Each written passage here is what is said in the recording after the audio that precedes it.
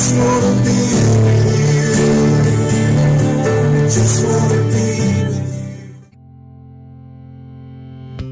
you. Giving to your local church should be easy, and with Tithely, it is. Just download the app and securely register your credit or debit card. You're done. Now you can give during church services or anywhere else. Use Tithely to give a one-time gift or set up recurring donations. It's that simple. It's fast, secure, and easy to use. Tithely, the simplest way to give to your local church.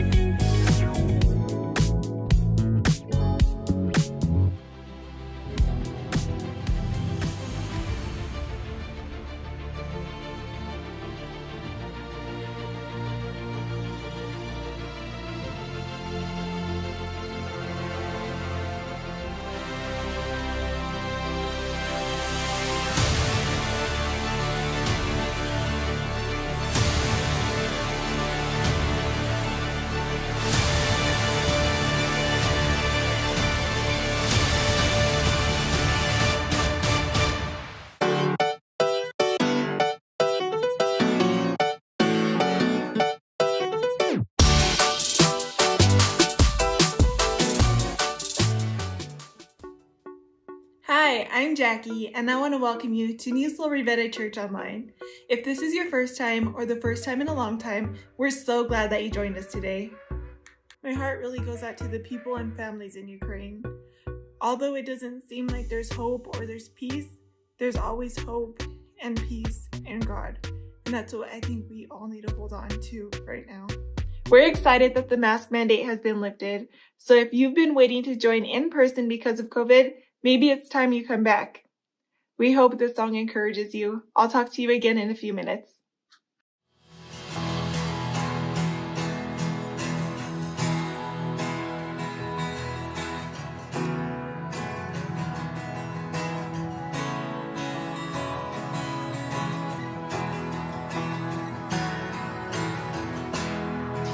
It's time for the sleeper to wake.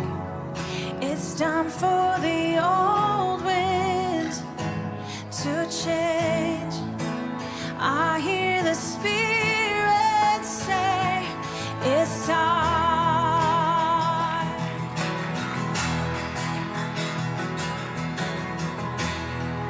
It's time for the dead man to rise. It's time for the great light to shine. I hear the Spirit say, it's time.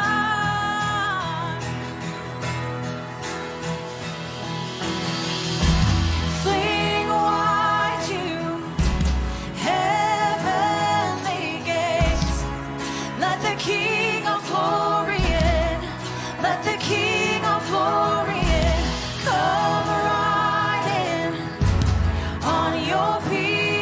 people's praise.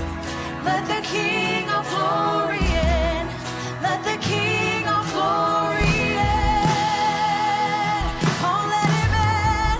Let him in. Come on, let's sing it out.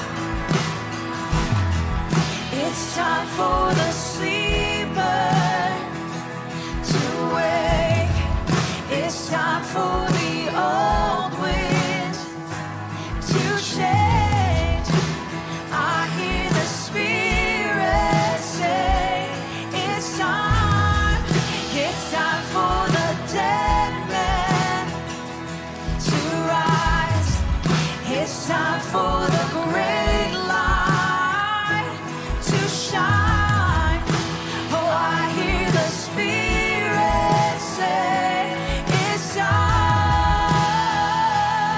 Oh, it's time. Flee wide you, heavenly gates. Oh, let the King of glory in. Oh, let the King of glory in. Come right in on your people's praise. Let the King of glory in. Let the King of glory in. Fling wide you, heavenly gates. Let the King of glory in. Let the King of glory in. Come right in on your people's praise. Let the King of glory in. Oh, let the King of glory in.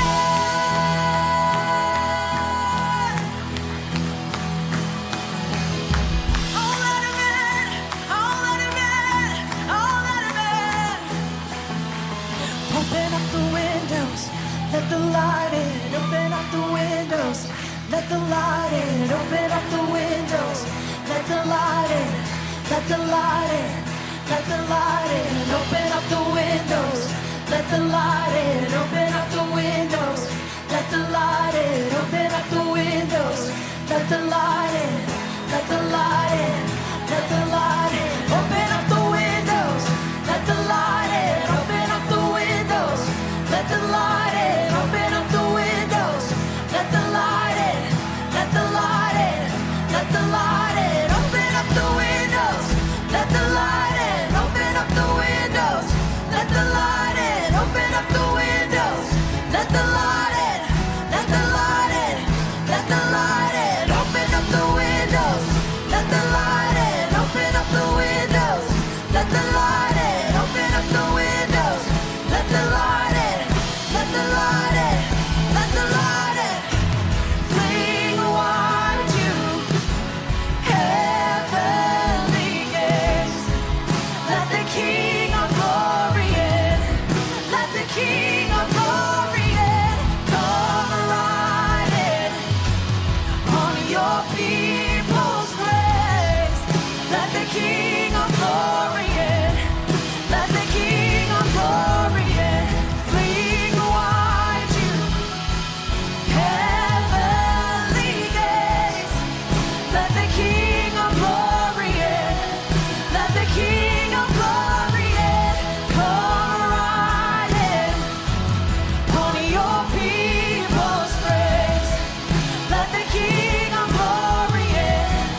Let the King of glory in. Oh, let him in.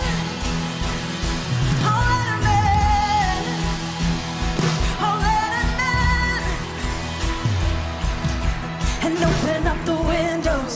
Let the light in. Open up the windows. Let the light in. Open up the windows. Let the light in. Let the light in. Let the light in. Open up the windows. Let the light in. Open up the windows. Let the light in. Open up the windows. Let the light in. Let the light in. Let the light in. Open up the windows. Let the light in. Open up the windows. Let the light in. Open up the windows. Let the light in. Let the light in. Let the light in. Open up the windows. Let the light in. Open up the windows.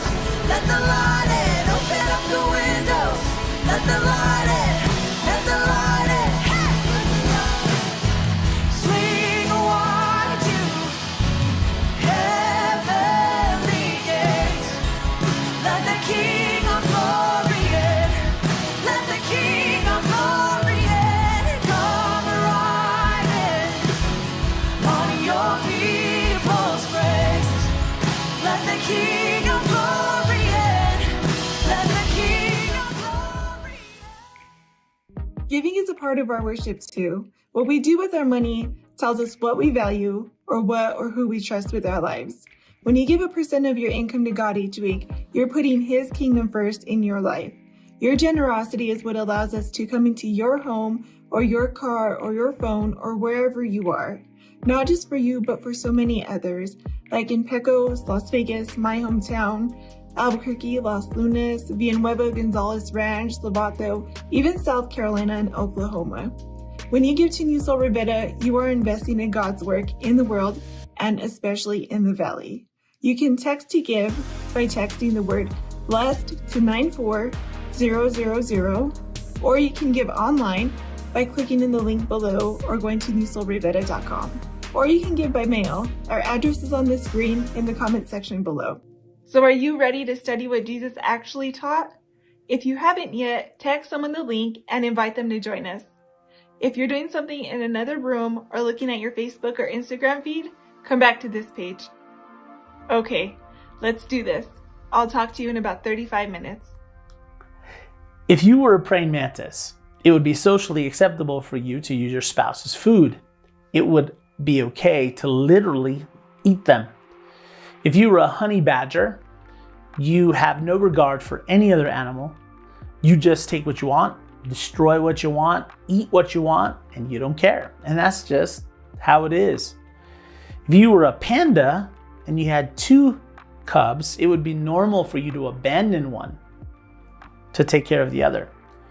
So if there is no creator and the universe just happened by accident, if humans are basically evolved animals and not made in the image of God, then why is it that in Ukraine, when humans do these kinds of things, when humans take what they want from other humans, when they invade and destroy and even kill other humans, it's considered wrong, unfair, or unjust? Wrong according to who? If it's just how the world works, when animals do it, and humans are just more evolved animals, why don't we say that's just how the world works when humans do the same thing to other humans? Why is it news? Why do humans cry and get angry when they see this kind of behavior? Why is it unjust? Who says it's unjust? I'll talk more about this in just a few minutes. Today we are continuing our series, Words from the Hill, Jesus Unfiltered. If you have deconstructed, walked away, even ran away from faith, this is the perfect week for you to join us. If you've never been to church or just checking this out, or maybe you're a Christian but you don't really know where your faith is at the moment, this series was created just for you. In Words from the Hill, Jesus Unfiltered, we are taking a deep look at the words Jesus actually said, which, I have to warn you, might be a lot different than what you heard he said. So far, we've learned that the first thing Jesus taught was not about celibacy or reading scripture. It wasn't about prayer or even helping people. Jesus didn't begin his TED Talk or sermon by mentioning God at all. He didn't mention the end of the world or hell or the devil, worship, or even sin. In fact, Jesus offended and shocked his first century audience with his words. They were expecting an agent of God to bring justice and peace to their world by political and military power. They'd been praying and hoping that God would send someone to stop the chaos and crisis in their world. They had a preconceived idea of how Jesus should talk and what he should say. They showed up to listen to Jesus because they wanted him to tell them how God was going to help them get free from the powerful bully nation who had invaded them and was occupying them. But instead, Jesus did something revolutionary. The very first thing Jesus taught about in his message was how they could live a full and satisfying life in the middle of chaos. Jesus taught that the first secret to living a fulfilled life in an unpredictable world full of invasions and pandemics is happy are the humble. Jesus put humility first. Jesus told his audience that he was launching a brand new nation on earth. But his audience was really hoping that he was going to make the old one great again. Jesus said that this new nation was exclusively for people who live a life of humility. That they were the kind of people who embrace the fact that they don't know everything. They aren't in control of global politicians, the economy, or even their ability to breathe or even blink their eyes. Jesus' new nation was for people who weren't focused on saving their own lives and the lives of the people who were so important to them. They weren't proud, self-righteous, self-centered, or self-absorbed. Jesus taught that the first step towards living your best life is when you come to the end of yourself and when you live like everything you have was given to you by someone else. This is very important. Jesus wasn't issuing a command or a statement. He was just talking about the reality of an unpredictable world full of wars, pandemics, and the death of loved ones. Happy are the humble. The second point Jesus made in these words from the hill is happy are those who have a growth mindset. He taught that people who have the best kind of life in any situation are the people who are intentional about being honest with themselves about who they are and where they are in life. Jesus taught that the comfort of transformation and growth only comes through the sorrow and discomfort that comes from being brutally honest with yourself about areas of your life that need to change. He taught that when you get sick and tired of something in your life not being what it should be, that's when you will do something about it. Jesus taught that people who live their lives to escape or numb sorrow and pain never experience the best kind of life. Happy are those with a growth mindset. Now, last time we talked about the third point Jesus taught in his sermon. He didn't talk about God. Instead, he taught that happy are those who can take the heat. That people who can keep their composure when life doesn't go their way experience a full and happy life. People who don't lose their temper under the stress of change, the pressure of not being in control, and the weight of responsibility. They aren't pushy, nor do they force their way on others. Jesus taught that people who live the best kind of life don't use power to fight power. They don't meet force with force. They don't allow the anger and violence they experience to turn them into angry and violent people. These people can endure injustice and patience, injustice with patience instead of force. Happy are those who can take the heat. Will Jesus talk about God today in his words from the hill? Well, let's find out.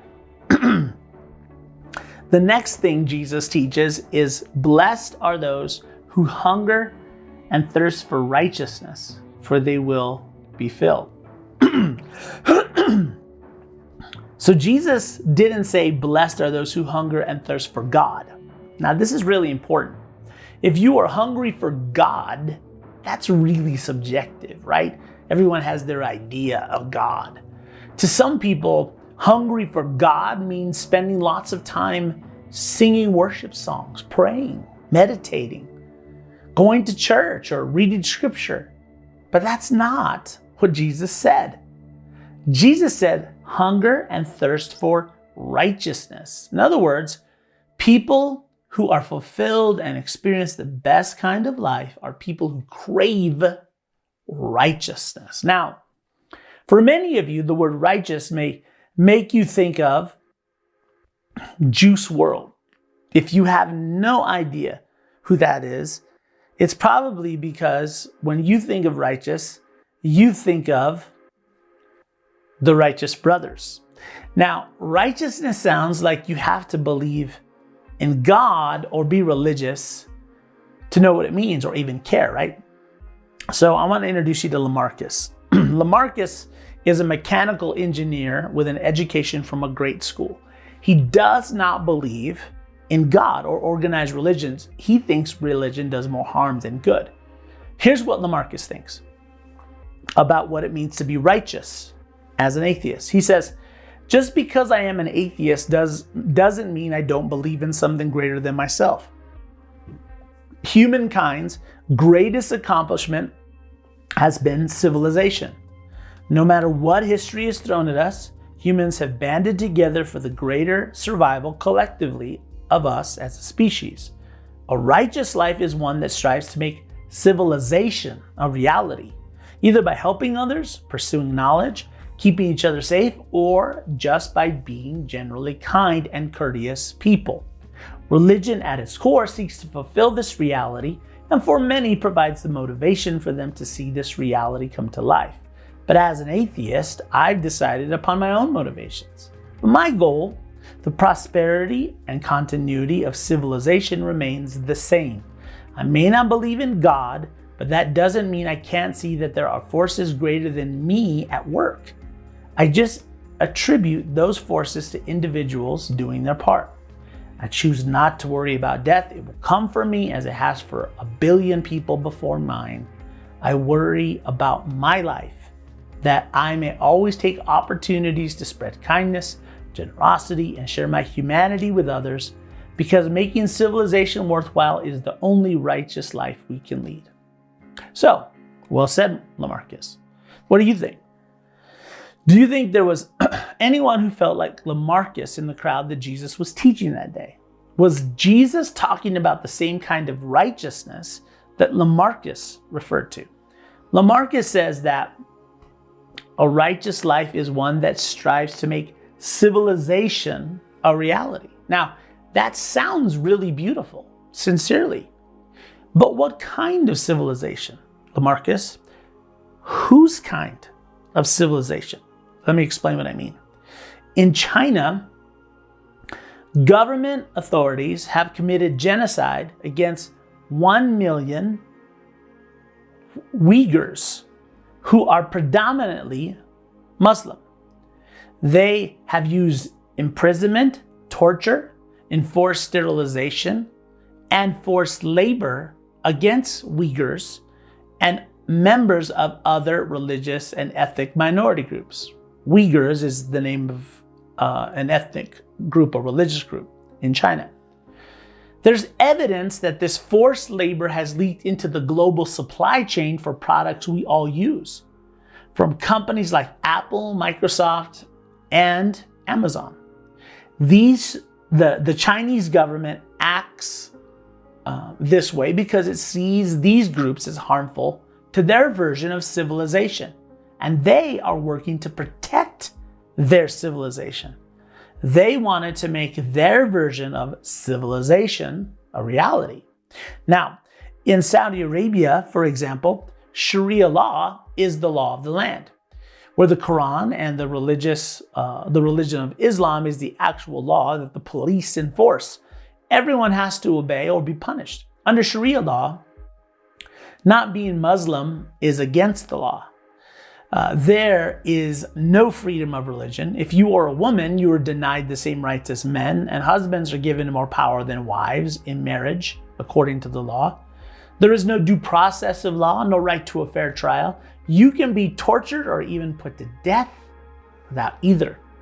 For people in these nations, a righteous life is fighting to make sure that this kind of civilization is a reality. Now, these are just two examples. It seems like people define for themselves what kind of civilization they want. Some of this comes from who raised us and the types of people we were around growing up. Maybe that all seems fine as long as they do their civilization over there away from you, or away from you, Lamarcus. But what happens when their idea of right invades your idea of wrong? Lamarcus, what then? It happens with big things like war and water, and little things like masks and vaccines and mandates. Doesn't that take us back to where we started out today, with who gets to define what is right and who gets to define what is wrong, fair or unfair, just or unjust? Have you noticed that humans create their own versions of righteousness? We tend to redefine right and wrong, justice and injustice, fair and unfair, to our own advantage at the expense of others. We want our version of civilization to be in front, right? So we tend to put self-preservation first, and the weaker someone is, the easier it is to take advantage of them. Now, maybe you say you care about the trees and planet Earth, but the only tree and plant that you're saving is weed. You tell people that they should give to charity, but you aren't generous and don't give anything. You tell your kids or grandkids to do their homework and do well in school, but you haven't cracked a book since high school. You tell your child to stop partying and focus on their future, but you have a drinking addiction that you waste lots of money on. You complain about how broke you are, but you won't work. So what kind of righteousness is Jesus talking about to his first century audience? It's the Hebrew word tzedakah. That's tzedakah in Hebrew. And it means to have right relationships between people. For Jesus' audience that day, they had been taught that all humans were created in the image of God, regardless of their race, how much money they had, their beliefs, where they came from, or even their behavior. This is really important. So in their world, righteousness or right relationships between people would be treating every person, man, woman, child, young and old, with the dignity and respect that they deserved because they were created in the image of God. It meant that their code of conduct was to not do anything that would hurt someone else or themselves, which can seem idealistic and not very practical, but I bet that you do this all the time in your own life. You might say things like, I need to make it right, or you should make it right, or are we good? You might hear people say, man, why you gotta do me like that? Or she did me wrong. At work, righteousness might look like, would your boss, customer, or client be good with the quality of your work, even when they aren't around to see you doing it? Are you doing them right, or are you doing them wrong? To test the righteousness of your relationships, maybe the person you're dating or married to, just ask them, are we good? Am I treating you right? What do you think they would say? Are you afraid to ask them that question? If you are, pay attention to that tension. How about in the areas of your life that are secret, where they don't know what you do and with who you do it, or how you spend money? If they found out, would they be good with it? Would it be all right? Do you see how righteousness works? How about with your parents or your kids? Are you treating them right? Or are you just following your maternal or youthful instinct? Is your behavior actually doing good to them? Or is it harming them? Are you honoring or are you using your parents? Really? Are you helping or are you controlling your kids or grandkids? Really? How about your relationship with the government or the IRS, your creditors, those people you borrow money from and promise to pay them back? Can you see how there is no area of your life that righteousness doesn't touch? Your loved ones, your neighbors, your exes, even your enemies, every person you come into contact with every day, do you treat them right? Would they say the same thing? Would they? Are you sure? You know, I have blind spots in my life. These are places where I'm sure I'm right, but the people around me can see that I'm wrong. These are areas of my life that I think I'm good in, but everyone else can see I'm not good in. For years, one of my favorite things to do was to play basketball 3 times a week. It was very, very competitive. I loved it. I'm competitive, but I'm not as competitive as some of the people I played with. We didn't have officials or referees. We had an honor system, which meant that we expected every player to call their own fouls and keep check to make sure they played by the rules, which worked well most of the time. But when the game was on the line, that's when the honor system would really get tested. We would play first team to 15 points. If you lost, you'd have to sit out the next game or two because another 5 players would come in to play. Your body might get cold and wouldn't have the same workout. If you won, you ended up with a great workout. You stayed on, you got to play, you got in rhythm, which helped you win more. And ultimately, playing is what we all love, the ability to play the game. So when the score would get close to 15, more fouls would get called and the level of competition would increase. Everyone would play harder and more focused because it mattered more. There would usually be one player who was the most competitive player there who could not stand to lose, who took it personally. There was one player who was so competitive that even if the ball and his foot was out of bounds, clear for everyone to see, he would loudly argue with you that it was not out. He was a really good guy. But he hated to lose so much that when the game was on the line, his ability to see reality was lost. He had a massive blind spot. He really, truly believed that he was right, even when everyone around him could see he was wrong. He would even get to the point where he believed everyone there was against him, like a conspiracy was happening. Maybe you have blind spots too. So Jesus did something to help everyone with their blind spots when it comes to righteousness. Now, the tradition and custom of Jesus's audience was to do something that we've all heard of before. The people in Jesus's time lived by the golden rule. That was their version of righteousness, to treat others like we want to be treated. Now, this sounds good as a guide for righteousness, right? If you're an agnostic or an atheist and are really courageous, this is a pretty good assessment for you. For example, you can ask yourself, if I were the manager, would I be good or okay with the level of work and integrity that I bring to the job every day compared to what I could be doing for my company or organization? Or if I were my girlfriend, would I be okay or good with how I look at and treat other women when she's not around?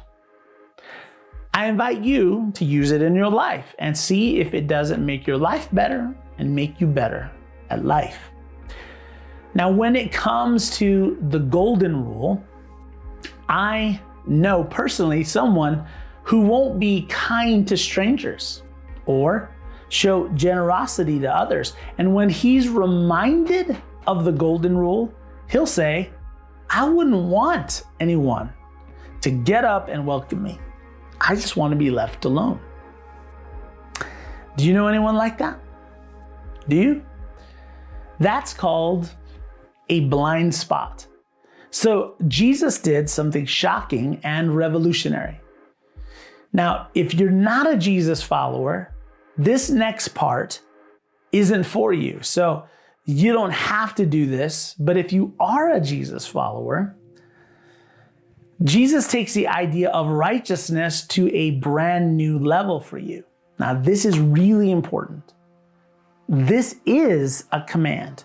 If you say you are a follower of Christ, this is your rule for how to live your life. that you follow his example of how he has treated you and as your guide and how you treat every person that you come in contact with every day. Jesus clarifies this powerful and simple righteousness guide for human behavior across cultures and nations in every era of history and through every stage of life. Jesus said, a new command I give you. Love one another. As I have loved you, so you must love one another. Now, who does this Jesus think he is, giving commands like this? Jesus is replacing all 615 laws that his audience was following as their guide for righteousness with one new command. We call this the platinum rule, to love others like Jesus has loved you. Jesus is saying, listen, I am your new standard for righteousness. I am your new guide for how to treat each other. Jesus is saying here, he's saying, where were you, Matthew, when I invited you to follow me? Who were you? Where was your life headed? What were you when I saw value in you? How did I treat you? That is your new standard for how to be righteous in your relationships with one another. Love each other like I loved you. See, that means no more blind spots. Just look at Jesus. In the end, Jesus would lay down his life for his followers. Now, what kind of king or president or leader does that? After Jesus came back from the dead, he asked his followers to lay down their lives, but not for God, for one another. You see, there are lots of religions and movements where followers die for their gods or their cause.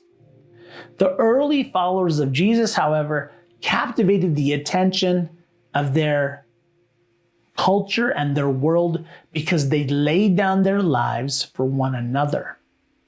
They loved each other that much. The world had never witnessed a group of people who would love one another like that. If you are a Jesus follower right now, how has Jesus treated you? How does he deal with you?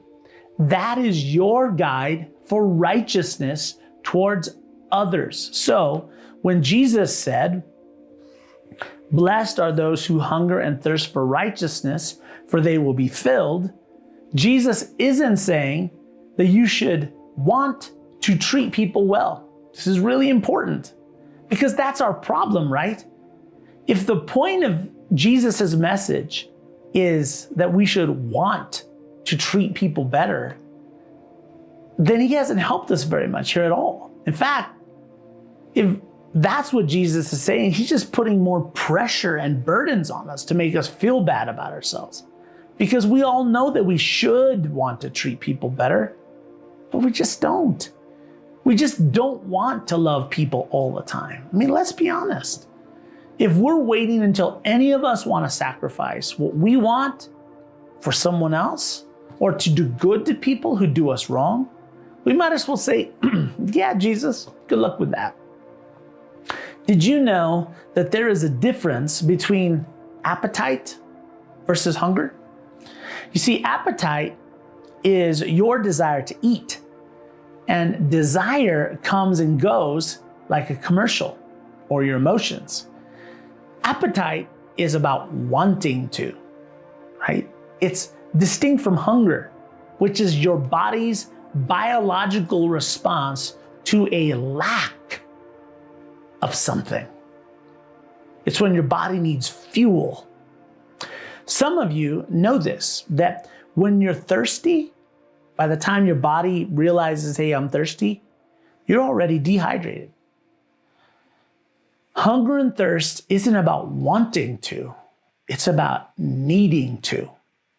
Jesus is saying that those who have the good life are those who realize that they are always needing to because they are always deficient in treating people around them like they should be treated.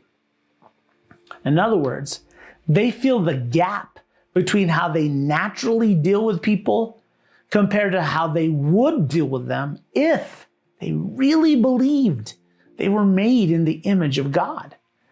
These kinds of people know that they have an inbuilt weakness, that if they aren't intentional, they naturally tend to devalue people when they get to know people really well. They are self-aware enough to know that it is a challenge to always see all people made in the image of God instead of putting them into a category or dehumanizing them. Jesus is saying, happy are those who owe everyone a debt of love. The first followers of Jesus took this debt, this deficit, right? A debt is owing something. It's what you lack. It's a negative number in the column. They took it seriously. The Apostle Paul describes this deficiency another way when he wrote this letter to Jesus followers in Rome. He says, let no debt remain outstanding except the continuing debt of love to one another.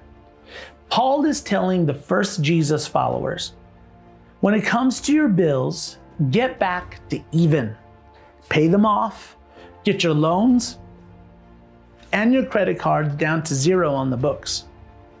But remember that you will never get back to zero when it comes to how you treat other people. Live like you are at a deficit, like you owe them love. Do you remember when you first met that person that was important to you and you went out of your way to make them comfortable? Why don't you treat everyone that way all the time? Why did you stop? Have you noticed that the more intimately you get to know someone, the less you tend to like them? Can we be honest? When you were first dating, or when you first started your job, or when you met someone for the first time, everything was new and filled with hope and expectation. It was exciting. You thought that person or those people were amazing. You told everyone about them. They were exciting because you didn't know them that well yet.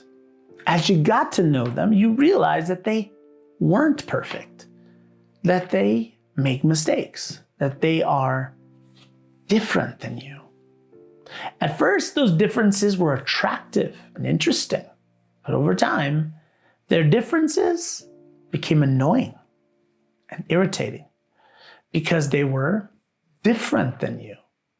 It is natural for you to lose respect for people over time, to devalue them, to take them for granted.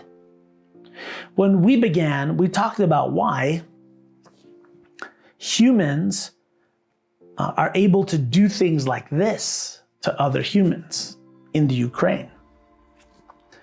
It begins when people begin to dehumanize other people. Before he sent Russian troops in to attack the Ukraine, Vladimir Putin called Ukrainians drug addicts and Nazis. Do you see how this works? To Putin, Ukrainians weren't humans made in the image of God. He dehumanized them. They were a thing. He put them in a category. Nazis, drug addicts. Is there anyone that you dehumanize? Maybe you use categories like those Mexicans, or those white people, or they're from the ranch, or they're from the city, or those liberals, or those conservatives, or maybe you're a young person who talks about old people, or maybe you're a husband who talks about the old ball and chain and the old lady. I've even heard some husbands call their wives fea. It's Spanish for, well, I'll let you look it up. Maybe you're a woman who says, well, He's a man, so what do you expect? You say man like you say roach or mouse. If you grew up in church, you might have gotten comfortable with calling people sinners or worldly or even worse. To treat people with the honor and dignity of an image bearer of God requires intentionality. It is not natural, not for you, not for me. Giving everyone the respect of a person that God created on purpose, with purpose, reflecting his glory, regardless of their beliefs or lifestyle or behavior, is not instinctive. You have to choose to do that. You have to choose righteousness. So, do you treat everyone like they are a son or daughter of God? Really? Are you dehumanizing anyone so you could use them and abuse them for your own benefit? That sounds a bit drastic, right? Steve, I don't abuse or dehumanize anyone. Maybe your customers or your clients, your direct reports, even your boss. How about in your personal life? You might already know this, but if you use pornography for sexual pleasure, you are dehumanizing the people in those images for your sexual benefit. Come on, you know this. Are you thinking that they are real people or just a means to an end? How about someone you're dating? Are you using them to help you over a lonely spot in your life? Do they know that you know that your relationship has an expiration date? That you're going to dump them at some point? Are you treating sex like a transaction instead of like a relationship? You know that sex is designed to be relational, intimate, and personal. One of the most personal acts you can engage in. Sex was never created to be transactional. That's why it hurts so much when the person you're having sex with ends the relationship. So quiz time.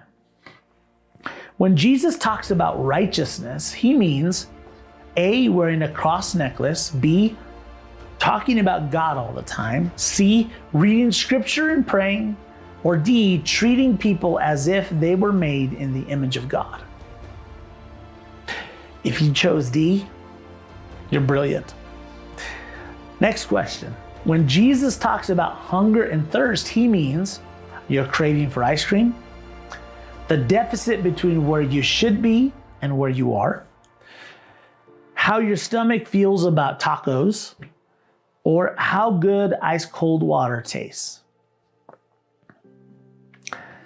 If you said the deficit between where you should be from the way you view people naturally and where you are when you see them as made in the image of God, that deficit, then you're brilliant. You got it right. In his most famous message, Jesus taught that happy are the humble, as we close today. Sum this up. Above all, if you're trying to understand what following Jesus is all about, it begins with being humble.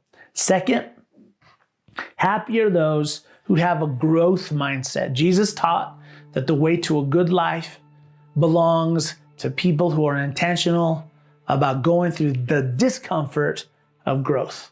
Third, happy are those who can take the heat. The people who aren't pushy, nor do they force their way on others, have the best life. And today, we learned that Jesus taught that happy are those who owe everyone a debt of love. After hearing all of this, it almost sounds like Jesus didn't come to start a religion at all, doesn't it? It's almost like Jesus is creating a brand new culture, like he's teaching humans a new way to live their lives. We have more to study next time, but imagine if all of us, just for this week, put these 4 things into practice in our lives. What do you think would happen? Imagine that. Well, that's it for today. Join us next time for Words from the Hill, Jesus Unfiltered. Don't miss it. Let me pray for you. Father, we thank you for this day. We give you this day. Father, you're the Prince of Peace. I just call upon your peace right now, Father, and ask that you would just touch everyone watching this video, Father, that you would just pour your peace upon us, Father. And you are hope, and we just believe, Father, and we just hold on to that hope, that you are our hope, Father. Father, I pray that you would just bring your love and your joy and your peace upon everyone watching, Father. And Father, you know what we need to work on in our hearts. Father, reveal that to us and help us to be better, Father. So it can just reflect around us, Father. That we thank you for your goodness and your kindness to us, Father, and your faithfulness. You're always faithful. You never leave us nor forsake us, and you never will. We thank you for that, Father. We bless your name in Jesus' holy and mighty name. Amen. Thank you all for watching. I hope you have a blessed week, and I'll see you all next week. Take care. Christ is my firm foundation, the rock on which I stand when everything around me is shaking. I've never been more glad that I put my faith in Jesus, 'cause he's never let me down. He's faithful through generations. So why would he fail now? He won't. He won't. I've still got joy in chaos. I've got peace that makes no sense. So I won't be going under. I'm not held by my own strength, 'cause I built my life on Jesus, and he's never let me down. He's faithful in every season. So why would he fail now? He won't. No, he won't. He won't fail. He won't fail. He won't. No, no, no. He won't. He won't fail. He won't fail. Christ is my firm foundation, the rock on which I stand when everything around me is shaking. I've never been more glad that I put my faith in Jesus, 'cause he's never let me down. He's faithful through generations. So why would he fail now? He won't. No, no, he won't. He won't fail. He won't fail.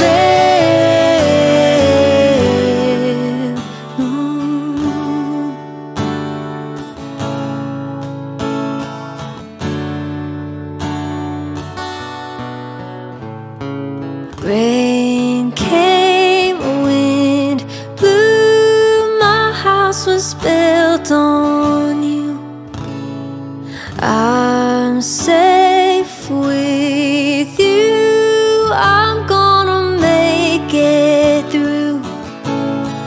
Rain came, wind blew, my house was built safe with you. I'm gonna make it through. Yeah, I'm gonna make it through. 'Cause I'm standing